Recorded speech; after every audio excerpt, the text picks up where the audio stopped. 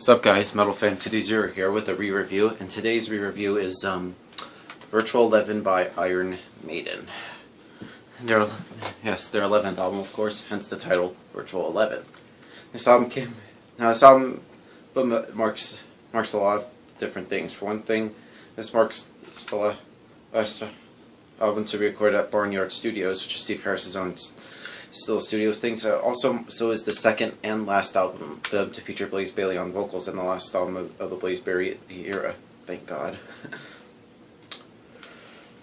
Now this album is a very much a polar opposite of the album before that, which is 1995's The X Factor, whereas The X Factor was a bit quiet and very dark, because during that time Steve Harris was at a very dark place in his life, and he was just really feeling really pissed and other shit. But yeah, this album's the opposite of that. This album is more happier and has a bit more of an upbeat, positive vibe to it, which is very much the polar opposite, of course. Now, the production on this it's a bit very loud, like I say, very loud, and whereas on X Factor it was a bit quiet, which a lot of people complained about.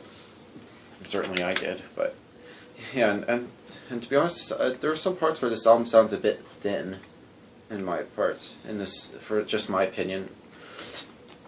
Yeah, the artwork is pretty decent, I have to say. It's very hellish and stuff. I don't think it has anything to do with Number of the Beast, but yeah, it's done by believe Melvin Grant, I believe his name was. And it's not that bad of an album cover, but it's not one of my favorites. In fact, a lot of people don't even like. I think this album, along with I believe the X Factor, I think this is another underrated Iron Maiden album, along with Somewhere in Time, where I think it's a bit dated. But yeah, that's just what I have to say. But now let's talk about what all the songs are on this album. For the first time since Seventh Son, they actually have 8 songs, which is very unheard of, but hey, this is 1998. Oddly enough, this came out on my 4th birthday, March 23rd, 1998. But yeah, let's talk about the songs that are on this album, of course. Now, the album opens up with Future Real, which is a pretty good opener, I have to say. Very fast. I think Iron Maiden are sort of returning to having a fast openers for songs, which is a pretty good way to open up this album, of course. It's not that bad of a song. Now, Future Real. Next song is called Angel and the Gambler.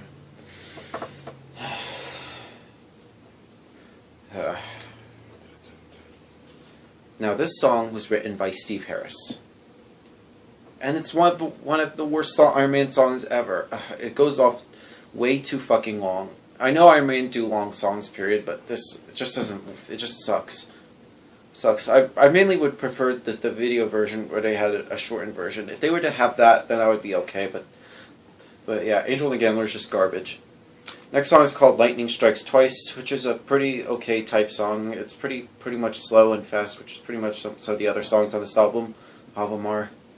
Yeah, it's pretty much very same generic. Or I shouldn't say generic, but yeah. You know what I'm saying? Then we get to, I think, the actual epic of the album, which is about called the Klansman, which is a very good song, I have to say. Yeah, I've mainly seen the performance of done on Rock in Rio with Bruce Dickinson singing, and he does a very good song. I think better than Blaze, because Blaze doesn't do it as well as Bruce. So mainly the Klansman is about sort of Braveheart, sort of about the Scottish Revolution, where the Scottish versus the British. Yeah, it's a pretty good epic, I have to say. Then we get to when two worlds collide, which is just blech. Then we get to the Educated Fool, which is just meh. Then we get to the better song on this album, called Don't Look to the Eyes of the Strangers, which is a pretty strong song, I have to say. A very good song, one of the better songs on this album. It's pretty interesting, very good. Then we get to the last song, called Como Estes Amigos. for it's Spanish for something friends. I don't know what it was. I used to remember, but now I can't know. Which is a good way to close the album and sort of end, a good way to exit. Blaze Bailey for Wave to Blaze. Let me try over. It's a good way for Blaze Bailey to end his career and exit Iron Maiden. And then where I saw, I always think of the next album, Brave New World, where Bruce will return. It's like this. Think of it as like Brave New World as sort of this album with Bruce singing. Now overall, this album is not terrible, but it's not one of their best. But there is some good highlights on this album, I have to say. But yeah, I would give Virtual 11 by Iron Maiden a 6.5 out of 10. Later.